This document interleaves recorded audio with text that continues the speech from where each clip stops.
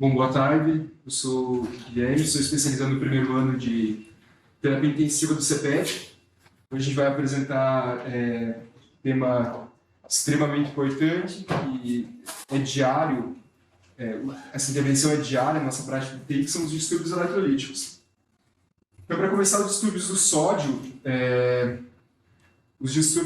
na verdade, eles refletem a variação da água corporal total. Então, isso é a chave para entender os distúrbios. A gente tem aqui como a água corporal para os homens como sendo 0,6 vezes o peso, no caso de idosos 0,5, e para mulheres 0,5 vezes o peso ou 0,45 para idosas. As células elas têm um mecanismo importante de adaptação às variações de osmolaridade.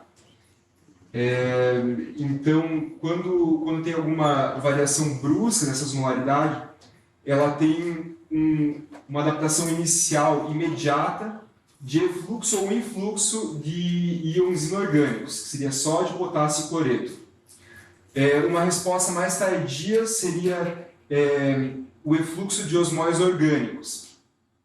E também tem um papel importante das heat shock proteins, que fazem uma estabilização da membrana celular e não permite que aconteça uma lise dessa parede. Então, para começar, a hiponatremia, que é classificada como sódio menor do que 135. Então, o principal fator da hiponatremia é a diluição. É importante separar a hiponatremia entre aguda e crônica, sendo aguda estabelecida em menos de 48 horas, porque na hiponatremia aguda os sintomas vão ser mais importantes. Os sintomas neurológicos, então, que são os principais, dizem com cefaleia, náusea, vômito, alteração do nível de consciência, e eles acontecem principalmente quando o sódio está abaixo de 130.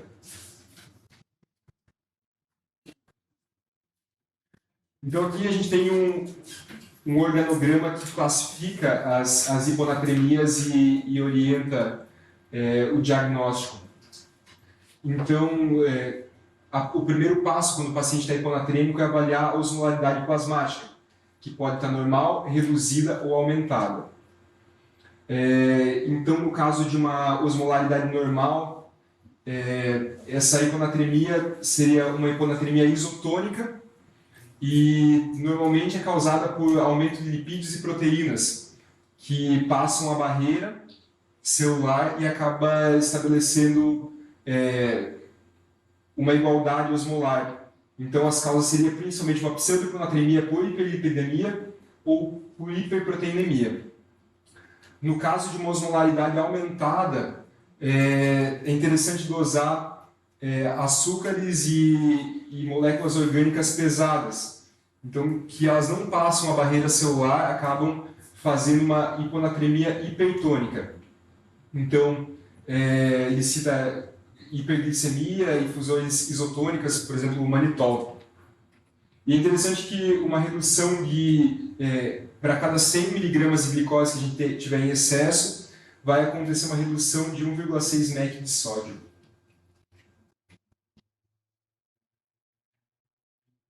Já no caso das hiponatremias com osmolaridade reduzida, que seria o nosso habitual ou mais comum, a gente tem que avaliar o status volêmico do paciente, se ele vai estar hipovolêmico, euvolêmico ou hipervolêmico. E isso a gente vai fazer avaliando frequência cardíaca, avaliando o turgor da pele, avaliando pressão arterial.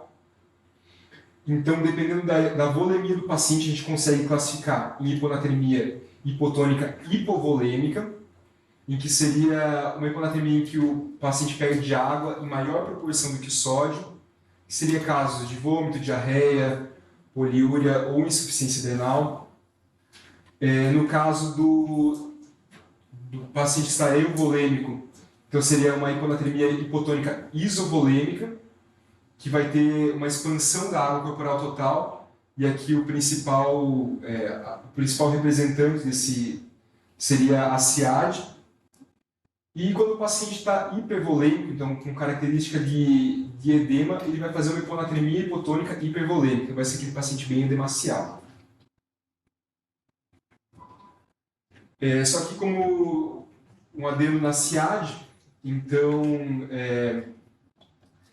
é uma condição que pode acontecer quando o paciente tem, principalmente, alterações pulmonares, por exemplo, pneumonia, tuberculose, em tumores, qualquer alteração do sistema nervoso central, como meningite, abscesso, trauma. O diagnóstico dela vai ser, então, uma hiponatremia euvolêmica, com sódio urinário elevado, uma osmolaridade urinária elevada e uma baixa concentração de sódio plasmático e hipoosmolaridade. O tratamento ele vai ser com Vaptans, que é um antagonista da vasopressina. E aqui entra um diagnóstico diferencial difícil, que é a síndrome perdedora de sal, que é comum após hemorragia subaracnoide ou algum TCE ou alguma neoplasia intracraniana. Então, o tratamento da hiponatremia vai se dar basicamente em 3 pilares, que vai ser a restrição hídrica, que a gente consegue calcular fazendo uma média do volume urinário do paciente durante os dias, e isso tem 500 ml. Também por diuréticos de alça, que vai reduzir a ação do ADH, e pela solução salina hipertônica. Mas a gente discutiu que a solução salina hipertônica ela tem um uso muito restrito, né? Então seria priorizar a restrição de água e os diuréticos. Aqui só para lembrar como que a gente calcula a infusão da salina hipertônica. Então, a variação do sódio sérico que 1 litro dessa solução vai trazer vai ser o sódio do soluto que a gente vai infundir, menos o sódio sérico, dividido pela água corporal mais 1. Então, um exemplo para ficar mais fácil seria um homem de 100 kg com um sódio de 120. Então, a gente escolhe uma solução. Então, por exemplo, o cloreto 3%, né? Ele vai ter 513 mEq de sódio. Então, a gente vai fazer o 513 menos o 120, que é o sódio sérico do nosso paciente, dividido por 60, que é a água corporal do homem, 0,6 vezes o peso, mais 1. Então, 1 litro de solução de NaCl 3% vai alterar 6,44 mEq no paciente. Então, a gente faz uma regra de 6 e vai descobrir quanto que a gente vai ter que infundir dessa solução salina 3%. Alguns detalhes da correção com a salina, que a gente não pode exceder uma elevação de 130 mEq por litro em 48 horas, ou 24 horas se for crônica, e também não pode alterar mais do que 12 mEq por litro nas primeiras 24 horas. Quando a hiponatremia crônica, não pode elevar mais do que 0,5 mEq por litro hora. Caso seja uma hiponatremia aguda, que está trazendo sintomas neurológicos graves, como por exemplo, uma epilepsia, a gente pode fazer 150 ml de sódio a 3% em bolos, e caso seja necessário, repetir mais uma vez. Um outro esquema seria fazer 100 ml de NaCl 3% e repetir mais 2 vezes. O ideal é que seja medido o sódio a cada 4 ou 6 horas. E o principal ponto de fazer uma correção lenta é devido ao risco de desmineralização osmótica. Então, vai ser uma alteração brusca da osmolaridade, vai fazer lesões irreversíveis, principalmente em ponte e gânglios da base. Então, aqui tem uma imagem só para exemplificar num flare as lesões aqui e aqui. Agora, a hipernatremia, quando o sódio plasmático está acima de 145, e é principalmente resultado de um balanço hídrico inadequado.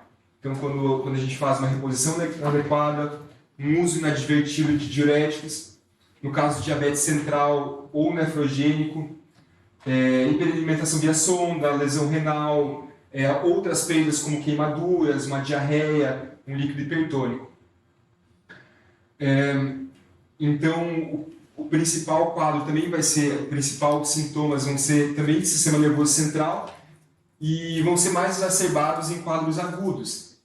Então, vai causar irritabilidade, espasmo muscular, hiperreflexia.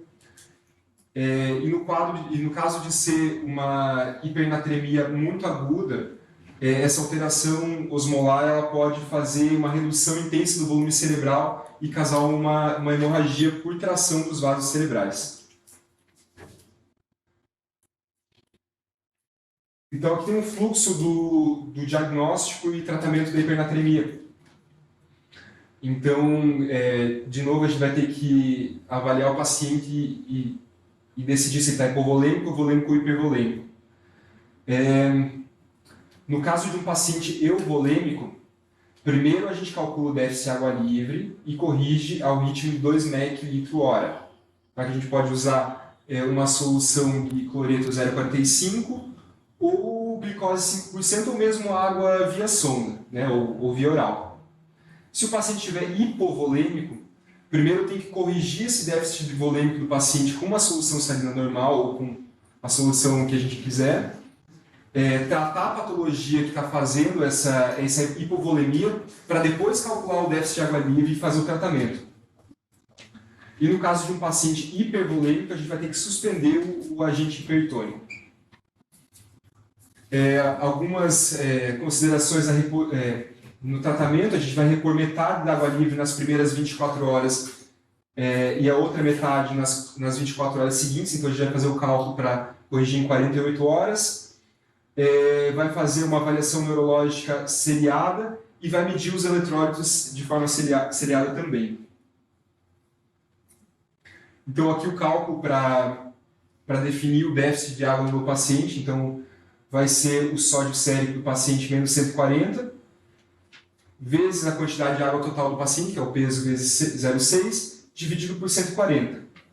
Então, a reposição desse valor vai ser em 48 horas, sendo metade nas primeiras 24 horas.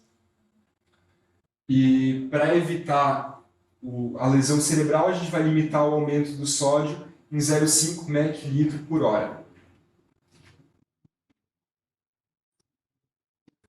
Aqui uma causa especial da hipernatremia seria o diabetes insípido, que pode ser central nefrogênico. O central seria por falência dos núcleos hipotalâmicos ou da neurohipófise em secretar o ADH.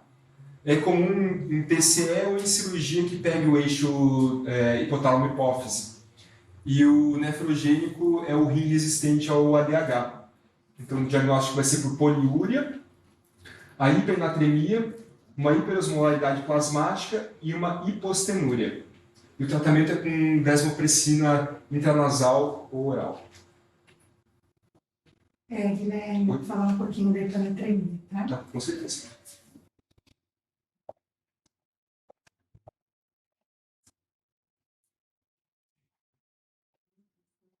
Sim. Posso? Uhum.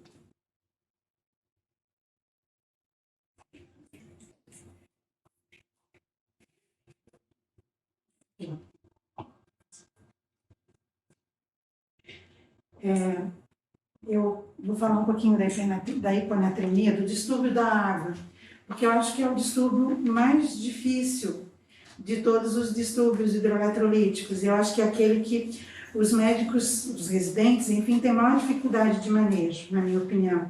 Porque o distúrbio do potássio é relativamente comum e simples de corrigir.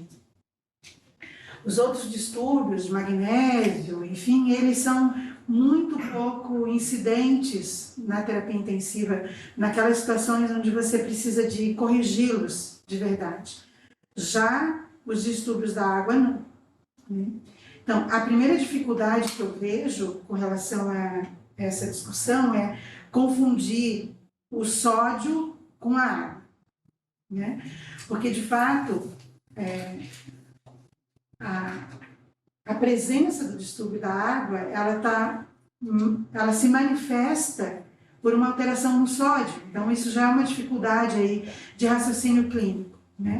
Quando, de verdade, o distúrbio, quando a gente avalia volemia, não tem nada a ver com a medida do sódio. Então, eu acho que essa que é a confusão. Eu vejo muito frequentemente médicos que não corrigem um paciente hipovolêmico com hipernatremia achando que fazer solução salina num doente que já está hipernatrêmico, você vai piorar a hipernatremia. E aí o paciente fica hipovolêmico por conta dessa dificuldade de raciocínio, né? Bom, então, eu acho que precisa haver uma sistematização da abordagem do doente com hiponatremia ou com hipernatremia. E o primeiro passo de tudo é você avaliar a volemia. A volemia é o primeiro passo.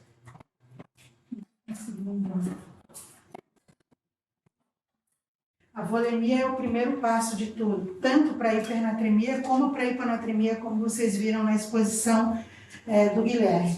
Então, a primeira questão é, tem depressão de espaço extracelular / intravascular? Sim ou não?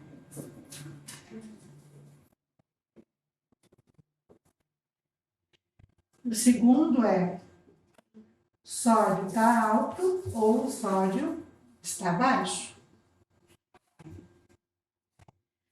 São coisas concomitantes. Então, se você tem presença de déficit de espaço intravascular, do espaço extracelular, com sódio alto, você tem uma hipernatremia hipovolêmica, ou ela é euvolêmica ou ela é hipervolêmica. Isso vale para as duas situações. Vocês viram na exposição dele que é uma mistura. Então, o primeiro passo é ver se o doente está euvolêmico ou não. E, de maneira geral, a correção ela é concomitante da volemia com o distúrbio do sódio. O fato é que o sódio baixo significa que eu tenho um excesso da água. E o excesso da água pode ser concomitante a um doente hipervolêmico, euvolêmico ou normovolêmico.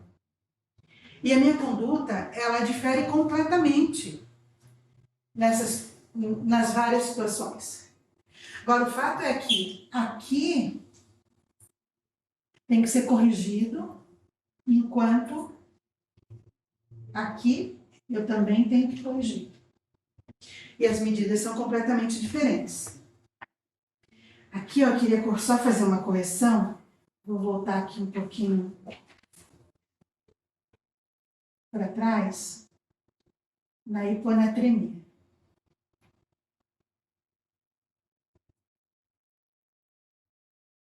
Isso. Uhum. Então, na verdade, quando eu tenho hiponatremia hipotônica e hipovolêmica, a minha perda de sódio é maior que a proporção de água. Sobrou água, é o contrário. Sobrou água e perdeu sódio.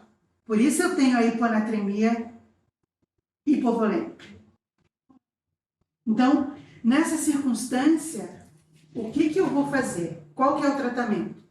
Qual que é a abordagem do doente? Então, se eu tenho hipovolemia, eu vou ter que fazer solução salina. Isotônica ou hipertônica? Se eu tenho hiponatremia junto. E essa é outra discussão. Tá? Quando eu tenho que fazer solução salina para repor a volemia, certo? Perdi sódio. Mas eu tenho água livre em excesso, porque o meu sódio está baixo. Teoricamente, eu teria que retirar a água também. Então, vocês vão encontrar algumas abordagens em livros, em artigos, onde nessa situação específica, única, praticamente, eu faria a solução salina com diurético, numa tentativa de eliminação de água. Essa é uma situação recomendada, fazer uma coisa ao contrário da outra? Não. De maneira geral, quando eu faço solução salina, eu consigo suprimir o ADH e eu resolvo o problema, vou corrigindo o déficit de água na sequência. Agora, a minha hiponatremia, ela é muito aguda, com sintoma, e é hipovolêmica. Lembrem-se que aí, nessa circunstância, talvez eu tenha que fazer isso aqui para acelerar a perda de água. Talvez. mas não é a rotina, nem é a regra. Outra questão é o que é fazer hipertônica. Solução salina que você mostrou, 3%, enfim. Lembre-se que um doente que tem hiponatremia e hipovolêmica, eu de maneira geral, eu não vou muito medir a osmolaridade dele, né? Eu não meço, no máximo eu calculo. O que também não é fidedigno e a gente também não faz muito na prática clínica, a medida da osmolaridade e tal. Lembre-se que quando eu tenho osmolaridade reduzida, se eu fizer 0,9 de solução salina, não está hipertônico para aquele meu doente que tem osmolaridade abaixo do plasma? Então, qual é a necessidade de fazer 3%? Quanto mais você usar a solução salina hipertônica, maior a chance de você fazer mielinólise pontina. Muito cuidado, eu já vi várias vezes pacientes que não acordam e vai para a ressonância cheio de lesão. Então, muito cuidado com o controle de fazer solução salina hipertônica, ele tem que ser muito estreito. E outro defeito também que eu vejo na correção da hiponatremia é não fazer sódio cada 4, 6 horas para controle da minha infusão, seja de solução salina ou mesmo da salina isotônica, e da correção que eu propus na minha fórmula, tá? Então, realmente precisa ser feito cada 4, 6 horas para eu poder corrigir o meu cálculo da infusão de correção da água livre que eu estou fazendo, tá? Então, isso aqui tem que ser seguida essa sistematização. Na situação onde eu tenho, então, qual que é o mais comum na prática clínica? É você ter uma situação onde você tem hiponatremia hipotônica e isovolêmica. É o mais comum. Por quê? Porque muitas drogas fazem isso. Dental, carbamazepina, anti-inflamatório. Às vezes o doente está usando várias dessas drogas e ainda tem uma lesão, por exemplo, em sistema nervoso central, ou outra que faz com que ele tenha outros fatores de risco. Então, nessa situação aqui, onde eu tenho hiponatremia hipotônica e isovolêmica, não tem sentido muito eu fazer reposição de solução salina. Não tem hipovolemia. Então, o que me resta fazer aqui? Tentar retirar a causa da hiponatremia, nem sempre é fácil, restringir a água livre, tirar todo o soro glicosado do doente, e água pela sonda, e trocar as diluições de medicação por solução salina, se for o caso. E aqui sim, se a hiponatremia é muito grave e o doente está normovolêmico, sintomático, eu posso fazer diurético, numa tentativa de tirar a água livre e, se for o caso, até repor a solução salina, que a princípio o doente perderá com o uso do diurético. Se a hiponatremia não for muito sintomática, com sódios que não são muito baixos, basta fazer a restrição hídrica, tirar os eventuais fatores de risco e eu consigo conduzir o doente sem muita dificuldade. Aqui na hipovolêmica, a gente já viu, já discuti aqui, reposição volêmica, solução salina, que pode ser isotônica, que deve suprimir o antidiurético, né? Se ele tiver alguma droga que eventualmente possa estar contribuindo também para hiponatremia, eu retiro. E na hiponatremia hipervolêmica, eu tenho excesso de sódio e de água, mais água do que sódio. Comum aonde? Cirrótico, nefrótico, cardiopata, classe funcional 3, 4. Inclusive, nessa situação, é um fator de mau prognóstico. E aqui sim a minha correção é com diurético. Tirar o doente da congestão, ele vai perder sódio e água e deve corrigir. Quanto mais grave for a hiponatremia, mais sintomática, mais agressiva eu vou ter que ter na minha medida de controle de tratamento. Ok? A outra coisa que eu acho que é problemática no dia a dia é o cálculozinho, né? O bendito do cálculo, do sódio sério, né? Da correção ali, o que eu vou fazer. Então, na fórmula, primeiro é fazer o cálculo da água corporal total. 60% para homem, 50% para mulher. E você colocar o teu sódio esperado, né? O meu sódio esperado, ele vai ter que ser sempre no máximo 10, 11 mEqs. Então esse resultado vai vir, então, a água corporal de quem tem 60 quilos é 36 litros, mas ali eu tenho, aquele doente eu tenho 38 litros, né? Então, o cálculo tem que ser bem correto e também lembrar que o sódio esperado também tem que ser nessa faixa, e eu vou acompanhando diariamente o meu alvo, né? Um sódio pretendido. E na hipernatremia, o que é o mais comum? O mais comum é ela ser hipovolêmica. É o mais comum. E nesse contexto, você vai corrigir o déficit de água livre concomitante à redução da hipervolemia com diurético. Então, aqui o cálculo, da mesma forma, baixando o quê? 10 mEq daquele sódio por dia, eu vou repondo água livre. Se o doente estiver de jejum, dieta zero, que é incomum, hoje em dia as dietas são precoces, você tem que fazer soro glicosado 2.000 ml, que é o padrão para o doente que está em jejum, mais a correção da hiponatremia. Então, 2.000 ml mais 2.000 ml de água livre. Ele vai receber 4.000 se ele estiver de jejum. Tá? Toda essa correção ela é extra ao jejum do doente. Tá? Então, o mais comum, como eu disse, é ela ser hipovolêmica. Não me lembro de uma situação de uma hipernatremia euvolêmica. Né? Hipervolêmica, sim. Ela talvez seja a segunda mais comum, mas principalmente a hipovolêmica.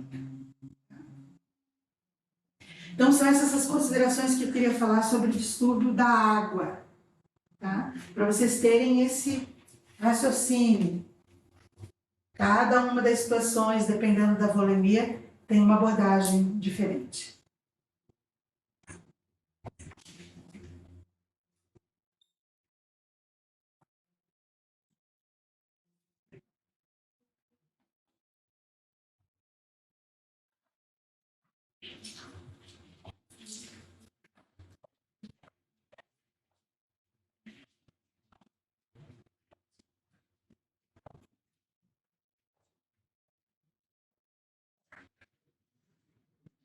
Bom, dando continuidade então aos distúrbios do potássio, queria comentar um pouco sobre os reguladores do potássio, que é importante para o entendimento. Então, a insulina ela vai fazer a ativação da sódio-potássio ATPase e vai fazer um influxo de potássio para dentro das células de tecidos extra-renais, principalmente musculoesquelético.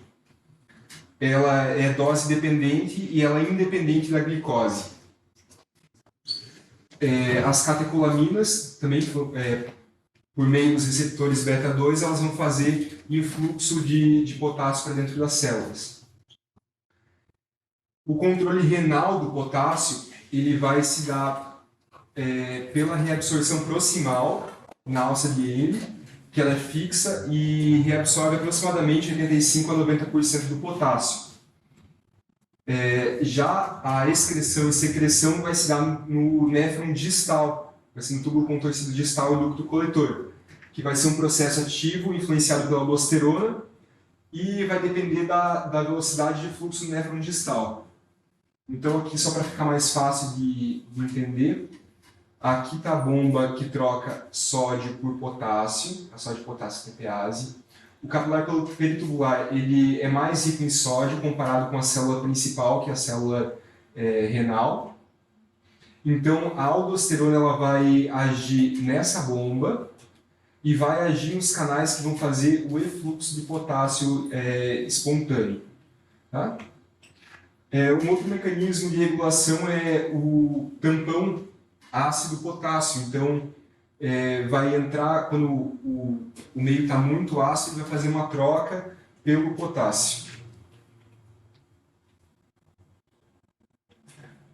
Aqui no caso da acidose, então, quando ela é uma acidose aguda, ela vai diminuir o potássio celular e, consequentemente, vai diminuir também a secreção e a excreção do potássio. Então, isso vai fazer com que o paciente fique hipercalêmico. Já numa acidose crônica, ele inibe a reabsorção proximal de sódio, cloreto e água no néfron. Então, vai aumentar o fluxo no néfron distal.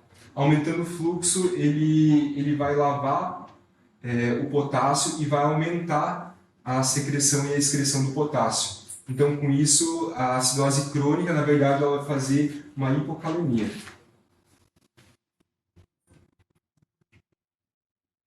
Então, a hipocalemia vai ser classificada como um potássio menor do que 3 mEq/meio. As principais causas, então, vai ser a elevação do pH extracelular, a disponibilidade da insulina, que vai atuar na sódio potássio TPase, a atividade beta-adrenérgica aumentada,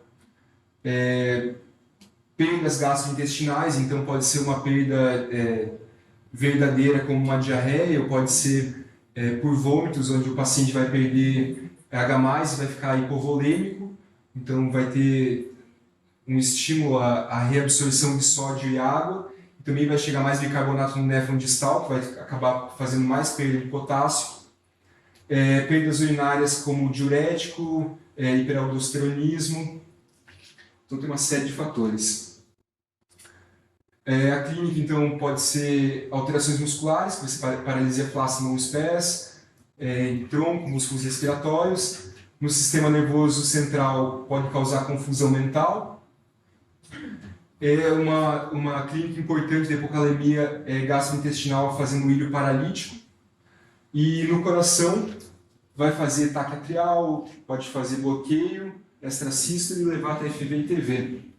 Então tem o eletrocardiograma bem característico da hipocalemia, que vai fazer uma depressão de ST, um achatamento de T e um aumento de U. Então aqui a gente vê uma depressão de ST, um aumento da U, né? Aqui também.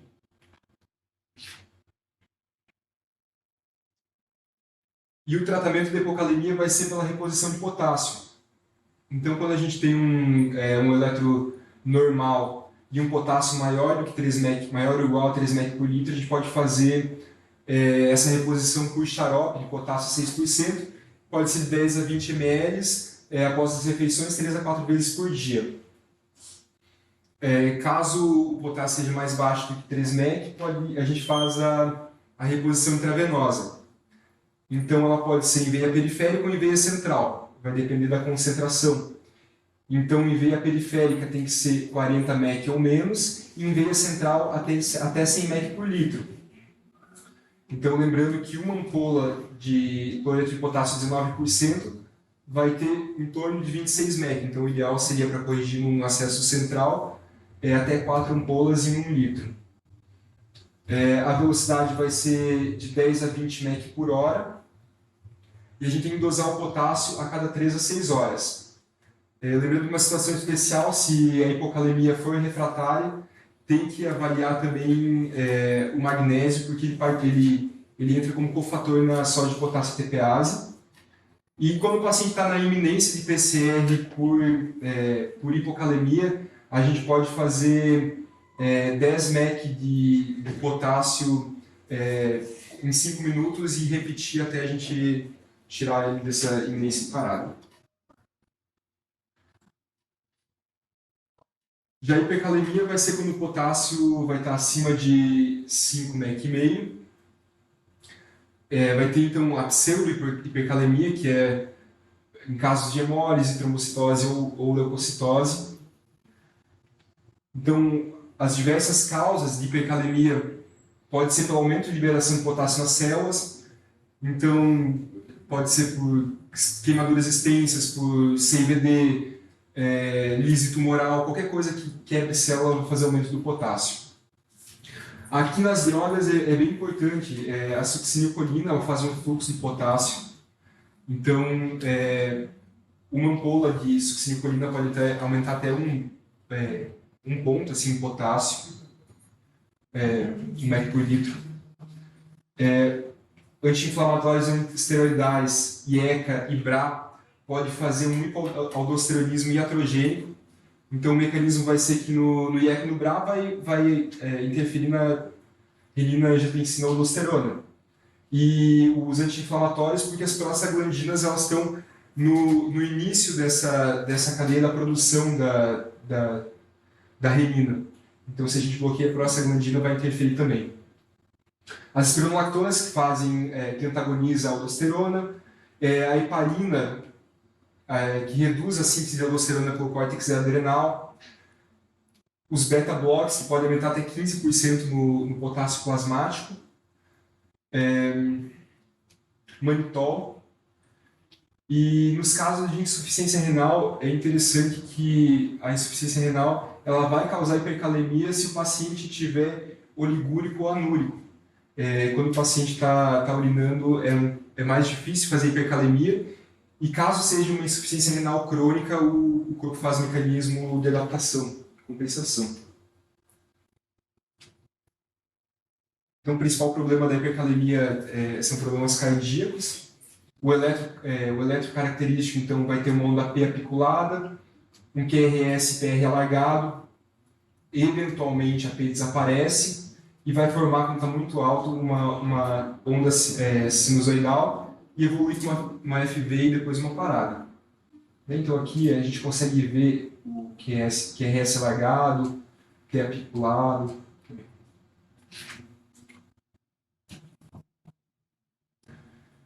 Então, o organograma do tratamento, o manejo da hipercalemia. Então, o principal fator vai ser ver se o paciente tem alteração ou não no eletrocardiograma. Então, se o paciente tiver alguma alteração significativa de eletro, a gente tem que partir com um antagonista de potássio que vai proteger as células cardíacas, que vai ser o gluconato de cálcio. Caso ele não tenha nenhuma alteração importante, a gente vai fazer retirada do potássio do organismo. A outra análise que tem que ser feita é baseada no pH. Então, se o paciente tiver com acidose metabólica, pode usar o bicarbonato, que vai fazer também uma troca pelo potássio. E caso ele não tenha acidose, também vai fazer a retirada do potássio do organismo.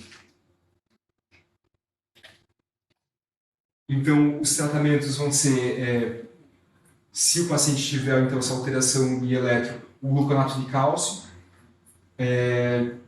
A gente pode fazer até 2 ampolas, se repetir em 5 minutos. Ele vai antagonizar o efeito do potássio, proteger a célula. Bicarbonato, a insulina com glicose para fazer o influxo de potássio para dentro da célula, vai esconder só o potássio. Aqui não necessariamente tem que usar glicose, é só para evitar fazer uma hipoglicemia, mas se o nosso paciente tiver hiperglicêmico, a gente pode usar só a insulina. Os antagonistas beta-2 adrenérgicos e os diuréticos, né, que vão ter ação quando começar a diurese e vão permanecer até que acabe. Caso o paciente seja refratário, a gente pode fazer uma resina de troca iônica. E se tudo isso for ineficiente, a gente pode fazer uma diálise. Vamos falar um pouquinho. Não precisa tirar não, Guilherme, vou falar daqui mesmo. Do potássio só tem as considerações para fazer rápidas, que é o seguinte.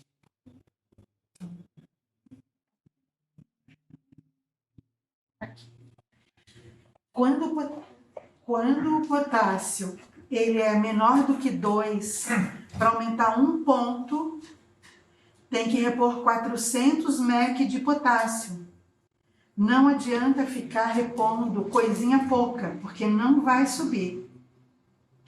Com potássio entre 3 e 2, tem que repor 200 mEq. Quando você tem uma reposição maior do que 100 mEq, tem que ser na veia central. Tá? Então, isso é bem importante, porque eu vejo sistematicamente reposições de potássio que no dia seguinte, o potássio continua tal. O potássio continua 2,5, repôs potássio. Então, a quantidade, ela está errada, né? A quantidade é essa que eu comentei com vocês, tá? Então, fazer o cálculo direitinho da reposição. Com relação à a hipercalemia,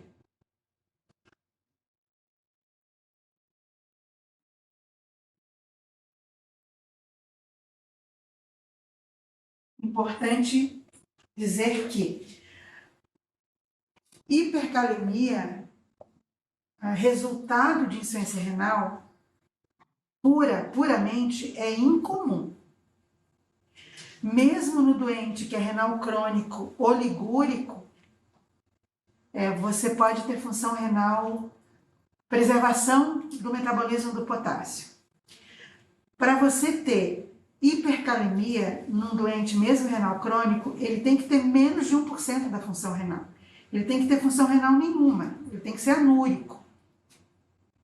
E mesmo nos muito oligúricos, a gente ainda encontra homeostasia do potássio ok, dependendo da dieta que esse doente renal crônico faz, se ele faz adequadamente, sem potássio e tudo mais. Tá? Então, doente que tem hipercalemia e disfunção renal, seja aguda ou crônica, é porque ele tem hipercatabolismo. Está infectado, está séptico, ou ele tem sangramento, hemorragia digestiva, mesmo no renal crônico. Quando você interna no renal crônico, que tem uma diurese residual, que ele está hipercalêmico, a gente sempre procura sangramento, às vezes é uma hemorragia digestiva que não se manifestou, por exemplo, ou ele tem infecção. Tá? Então, não atribuam exclusivamente a disfunção renal um doente com hipercalemia, principalmente se ele tiver diurese. Tá?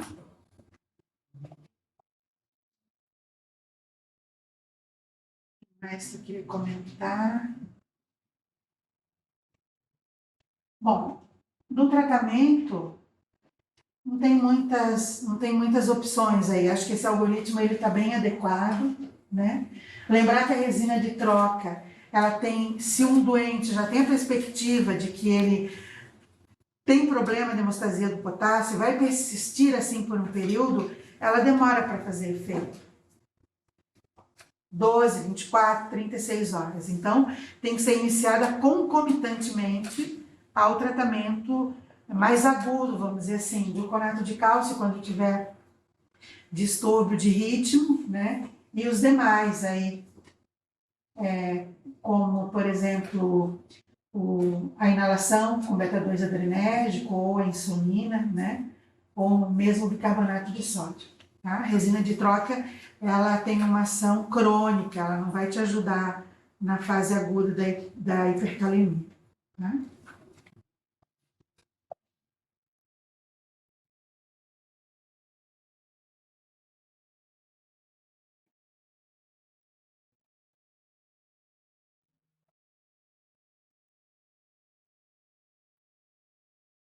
Bom, agora vou dar os distúrbios do cálcio, um pouco mais rápido. Então, a gente tem a opção sempre de dividir o cálcio iônico e o cálcio sérico, mas o cálcio iônico ele é o que tem ação fisiológica direta. Então, o cálcio total ele vai sofrer uma influência grande da albumina. Então, alterações da albumina vão fazer alterações do cálcio total, mas não necessariamente vão trazer alterações do cálcio ionizado. A homeostase do cálcio ela vai se dar por meio do paratormônio e do calcitriol. Então, o paratormônio ele vai agir aumentando a reabsorção tubular do cálcio, vai agir na remodelação óssea, reabsorvendo o osso, e vai agir estimulando a produção de calcitriol. O calcitriol, por sua vez, vai agir no intestino, aumentando a absorção do cálcio. O cálcio tem alguns reguladores, que vão ser o pH, que o pH vai fazer um aumento da afinidade do cálcio pela albumina. O hiperparatireoidismo, que vai aumentar, então, o paratormônio. E a hiperfosfatemia, que vai aumentar a ligação do cálcio a ânions inorgânicos. Com relação aos diuréticos, Os diuréticos de alça eles vão aumentar a excreção do cálcio e os tiazídicos vão aumentar a reabsorção no túbulo distal. Então, a hipocalcemia vai ser quando o cálcio úrico vai estar abaixo do que 1,1 mol por litro. Nos casos de UTI, assim, principalmente em pacientes sépticos ou grandes queimados, os sintomas da hipocalcemia vão ser principalmente neuromusculares e cardiovasculares. Então, os neuromusculares vão ser parestesia, cãibra, laringoespasmo, cardiovascular, prolongamento de QT, bloqueio. Lembrado da clínica do sinal de Chevostek e Trousseau. E eu achei bem interessante que nos casos de choque refratário a volume e droga vasoativa, pode ser um sinal de hipocalcemia. Então, o manejo dela vai ser por dosagem de PTH, fosfato, magnésio e creatinina. Os sintomas leves a gente vai fazer uma reposição oral. E os sintomas graves vai ser reposição intravenosa. Então, uma ampola de gluconato vai ter, em média, 90 mg de cálcio elementar. Então, a gente vai fazer 100 a 200 mg de cálcio em 10 minutos e depois 0,3 a 2 mg quilo-hora. E 100 a 200 mg de cálcio vai levar o cálcio em 0,5 a 1 milimol.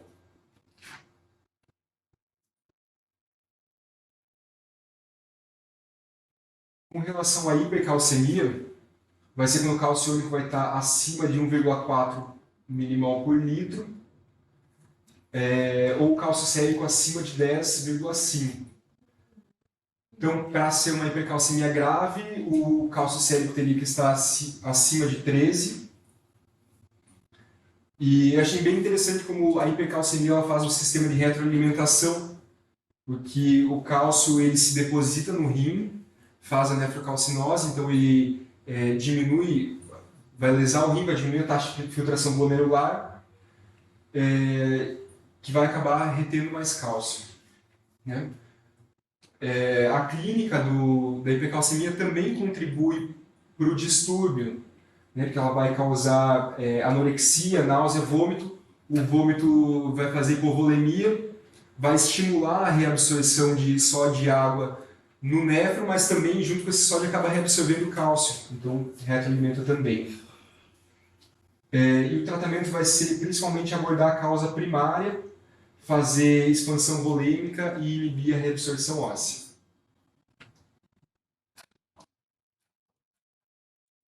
Eu queria complementar uma coisinha sobre o potássio que eu esqueci também. As acidoses metabólicas, principalmente as graves, elas cursam com hiperpotassemia numa tentativa de fazer hemostasia, já que o potássio fica dentro da célula e o hidrogênio começa a aumentar, então a troca iônica vai entre hidrogênio, sai potássio, é um mecanismo tampão, certo? Então, cuidado com acidoses metabólicas severas e potássios baixos.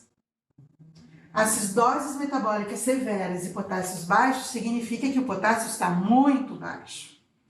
E a gente tem algumas situações onde a gente vê isso, por exemplo, cetoacidose diabética, que a gente vê muita hiperpotassemia com acidoses muito graves. Hoje a gente não tem visto mais acidoses tão graves assim, né?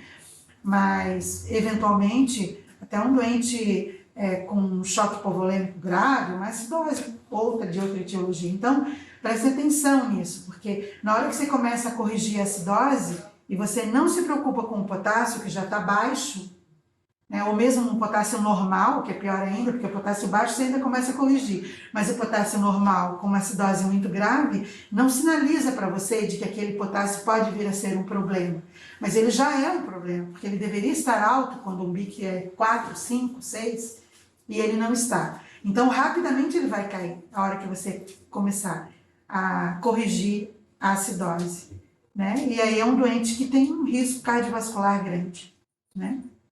Nessa situação, eu tentaria fazer as drogas para fazer a troca, tipo insulina? Não, o potássio você disse, não, o potássio, quando você tem acidose grave e o teu potássio, ele está mesmo acima de 5,5, mas não tem alteração cardiovascular, não faça nada. Corrija a acidose e monitorize o potássio de hora 3 horas, 4 horas, 2 horas, que seja, né? Agora, se o potássio está normal, com uma acidose grave, você vai corrigir, você tem que estar atento, porque talvez você precise até começar já a corrigir o potássio com pouquinho, 50 mEq, enfim, e ir monitorizando esse potássio ao longo da correção do choque, enfim, né? Porque a gente não aborda diretamente a acidose, a gente corrige a causa da acidose, se possível, né? Então, você tem que tomar esse cuidado aqui. O distúrbio do cálcio, na minha assim, experiência, ele é incomum da gente precisar corrigir. A não ser em situações muito específicas, quando um doente no pós-operatório de tireoide tem sempre o risco de ter atingido o paratireoide, ou história prévia de malignidade, ou é uma síndrome de lise tumoral, que o doente já vem com uma história específica com relação àquilo, vem de um pós-operatório de cirurgia cervical, e ele com choque que você não explica, enfim. O cálcio faz parte, claro, dos íons que você mede, né? Mas ele não é um íon que você comumente encontre distúrbio a ponto de precisar corrigir fora de situações muito específicas, né? Tá? Então, é incomum que você vá precisar abordar, a não ser em situações especiais, essas que eu comentei com vocês, né? Talvez seja mais comum, por exemplo, no Erasto Gertner, um hospital oncológico, enfim, onde tem muitas situações relacionadas à possibilidade de alteração de cálcio, mas não é o dia a dia da maioria das UTIs, né? Pelo menos aquelas nas quais nós estamos envolvidos, né?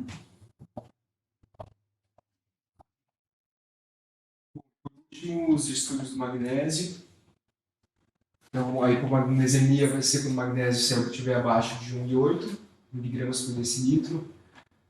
Pode ser por perdas gastrointestinais, renais, uso crônico de BP, alcoolismo, enfim, uma série de fatores, até o uso de drogas vasoativas.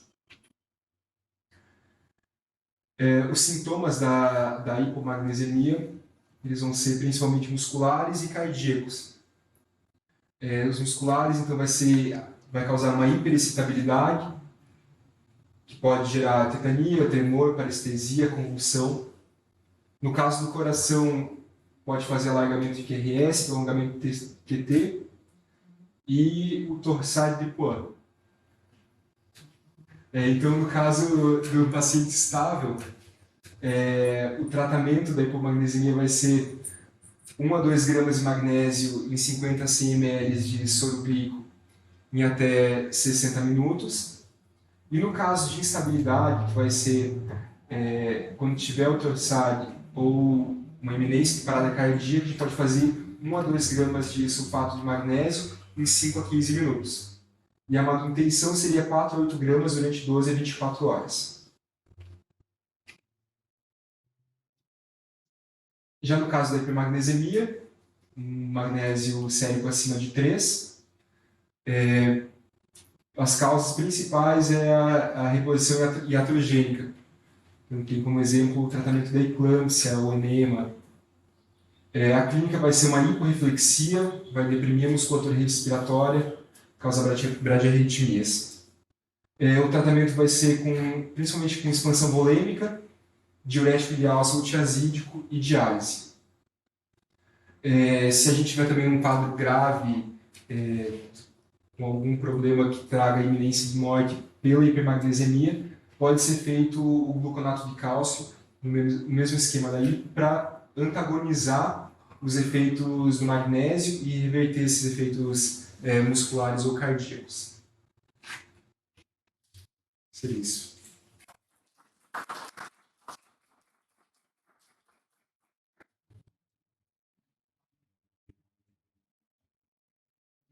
O magnésio menos ainda, né?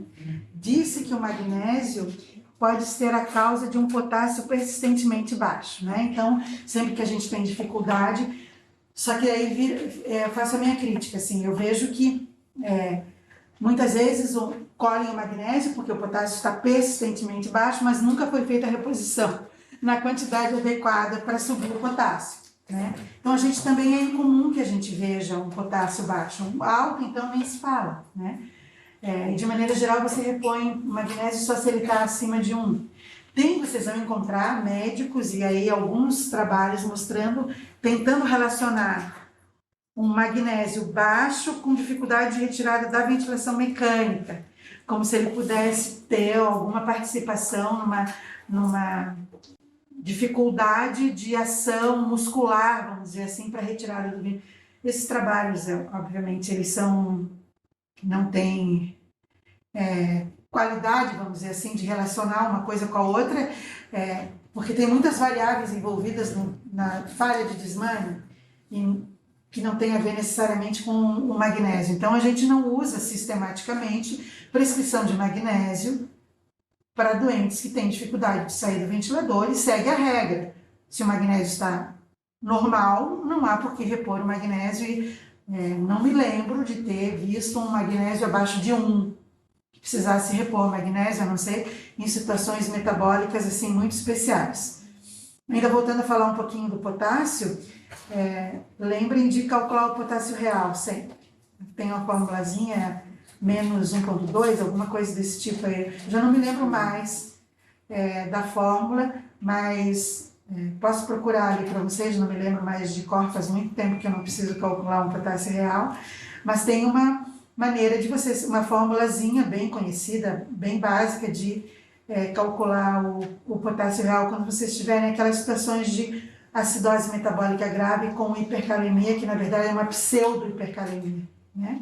Para vocês terem uma ideia do potássio real, tá?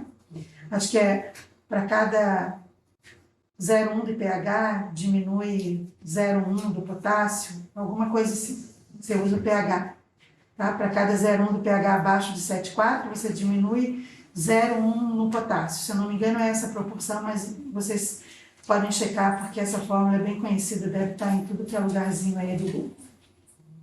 Tá? Se eu não me engano, é 0,1 para 0,1. Alguém quer fazer alguma pergunta mais sobre esse assunto?